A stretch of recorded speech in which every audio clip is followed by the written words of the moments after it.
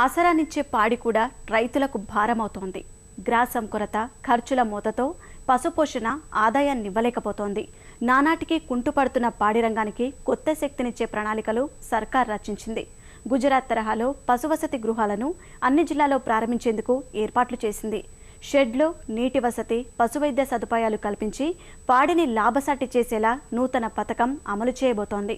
ఈ సంక్రాంతి నుంచే పశువసతి కేంద్రాలను అందుబాటులోకి తెచ్చేందుకు కృషి చేస్తోంది. సొంత షెడ్లు, గ్రాసం, నీటి సౌకర్యం లేక ఇబ్బంది పడుతున్న రైతులు వసతి గృహాల కార్యక్రమాన్ని స్వాగతిస్తున్నారు. పల్లె రైతులకు సిరి సంపదలిచ్చిన పాడి నేడు గుండెలపై కుంపటిలా మారింది. కొండెక్కిన గడ్డి, దాణా ఖర్చులకు తోడు పశువుల ఆలనా పాలనా చూసుకునే కూలీలు దొరకక పోషణ భారమైంది. గోరు చుట్టుపై రోకటిపోటులా స్థలం సమస్య, నీటి కొరత, పశుగ్రాసం ఇబ్బంది, మద్దతు లేని పాలధరలు వెరసి కష్టకాలంలో ఆదుకునే రంగం కాస్త నష్టాలకు చిరునామాగా అవతరించింది. రకరకాల సమస్యలతో కొడిగడుతున్న పాడి రంగాన్ని బలోపేతం చేసేందుకు సర్కారు వినూత్న చర్యలు ప్రారంభించింది. గుజరాత్లో విజయవంతమైన పశువసతి కేంద్రాల నిర్వహణను సంక్రాంతి పండుగ నుంచి రాష్ట్రంలో కూడా మొదలు పెట్టాలని నిర్ణయించింది. 13 జిల్లాల్లోనూ గుజరాత్లోని అకోదర గ్రామ స్ఫూర్తితో పశువసతి గృహాలు ఏర్పాటు చేసేందుకు రంగం సిద్ధం చేసింది. తొలి విడతలో ఒక్కో జిల్లాలో 5 కేంద్రాలు ప్రారంభిస్తోంది. ఇందులో భాగంగా కర్నూలు జిల్లా కల్లూరు మండలంలోని తడకనపల్లెలో పశువసతి కేంద్రం సిద్ధమవుతోంది.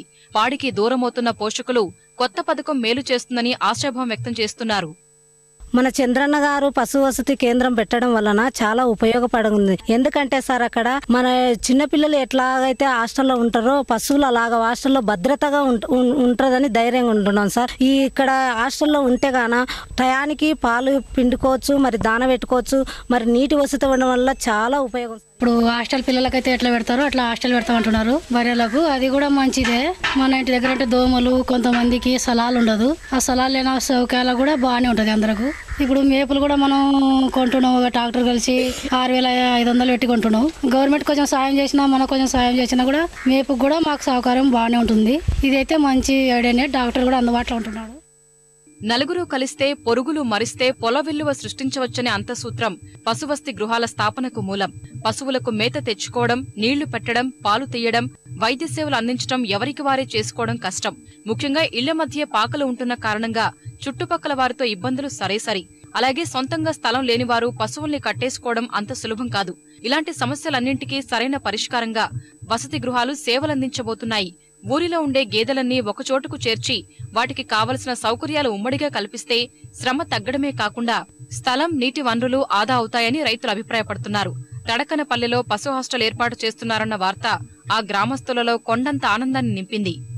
ఇప్పుడు బర్రెల మీద సాగు చేస్తున్నాం కాబట్టి మాకు ఎందుకంటే ఊర్లో పెట్టుకోవడం వల్ల ఇంటి దగ్గర గలీజ్ అవుతుంది. రెండవది అనారోగ్యానికి దారితీస్తుంది. దానివల్ల దోమలు కరచడము, స్మెల్ రావడము అనేక విధాలుగా దారితీస్తున్నమాట. అదే ఈ గవర్నమెంట్ వాళ్ళ హాస్టల్ మారికి దాని వసతి ఏర్పాటు చేస్తే కొంచెం శ్రమ తక్కువైతుంది, పని తక్కువైతుంది. ఇప్పుడు ఈ రొచ్చ అనేది కొద్దిగా మాకు ఇబ్బందికరంగా ఉంది సార్. ఇక్కడ కాలువ లేదు కాబట్టి ఇవి రోడ్డుకు పోతుంటే వాళ్ళంతా ఇక్కడ రోడ్డుకు వస్తుందమ్మో ఈ రొచ్చ అని చెప్తున్నారు కాబట్టి మేము దీనికి కూడా కొంచెం ఇబ్బంది పడుతున్నాం. అయినా ఇప్పుడు వాళ్ళు గవర్నమెంట్ వాళ్ళు పశు వసతి కేంద్రం పెట్టినారనే దాన్ని బట్టి మాకు కూడా కొంచెం సంతోషమైంది సార్. దాన్ని బట్టి ఇప్పుడు ఈ బర్రెలన్నీ మేము అక్కడ అందరం ఒక చోట ఉంటే మాకు ఏమి ఇబ్బందికరంగా. ఇంటి దగ్గర 4 ఉన్నాయి సార్, ఆడ 5 ఉన్నాయి. స్థలం జాలకంగా అక్కడే వేసుకుంటున్నాం. వేరే వాళ్ళ స్థలం. పశువసతి కేంద్రాల షెడ్లను 2 రకాలుగా నిర్మించేందుకు అధికారులు ప్రణాళికలు సిద్ధం చేశారు. ఎదురెదురుగా కలిపి 24 గేదెలు ఉండేలా పెద్ద షెడ్, 2 వైపులా కలిపి 12 పశువులు కట్టేసేలా చిన్న షెడ్లు నిర్మించనున్నారు. వీటిలో గడ్డి కోసే యంత్రం, బోరు లేదా మంచినీటి ట్యాంకు సౌకర్యం, పాలు పితికే యంత్రం వంటి సదుపాయాలన్నీ అందుబాటులోకి తేనున్నారు.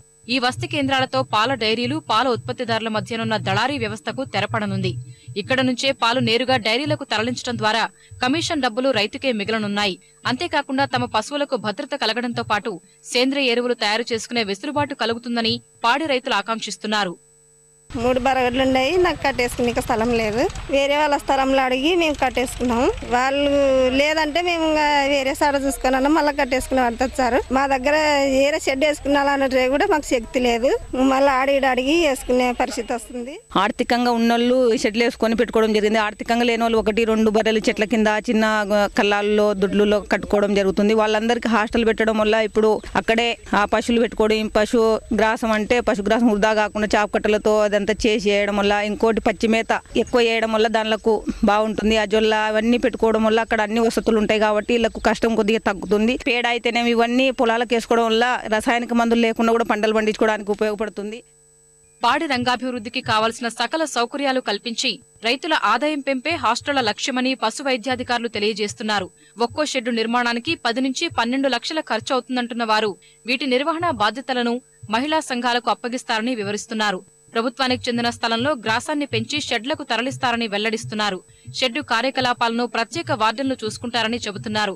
పశువుల పేడ నుంచి బయోగ్యాస్ తయారు చేసేందుకు గోబర్ గ్యాస్ యూనిట్లు సైతం సర్కారు ఏర్పాటు చేస్తుందంటున్నారు. ఒక షెడ్లో వచ్చేసి ఒక 25 నుంచి 30 పశువులను ఒక షెడ్లు ఏర్పాటు చేయడం జరుగుతుంది. ఆ షెడ్లలో వచ్చేసి 2-3 గ్రూపులు కలిసి ఒక చోట పెట్టి పోషించుకోవచ్చును. ఇంకో విషయం ఏంటంటే ఈ యొక్క పశుగ్రాసాన్ని ఒక 100 నుంచి 150 ఎకరాల పొలంలో ఈ గవర్నమెంటే మొత్తం ఈ యొక్క బోర్లు వేపించేసి అక్కడ పశుగ్రాస అంటే బహువార్షిక పశుగ్రాసాలను పెట్టేసి దానికి కావలసినటువంటి బోర్లు ఒక 3 కానీ 4 కానీ దాని ద్వారా ఒక పశుగ్రాస పెంపకం కూడా జరుగుతుంది. ఒక గోబర్ గ్యాస్ యూనిట్ కూడా ప్రభుత్వము నెలకొల్పడం జరుగుతుంది.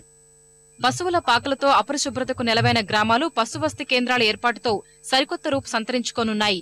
ఉభయతారకంగా ఏర్పాటు చేస్తున్న హాస్టళ్లు రాష్ట్రంలో పాల కొరతను తీర్చడంతో పాటు రైతులకు ఆదాయం సంపాదించి పెడుతుందన్నది సర్కారు భావన.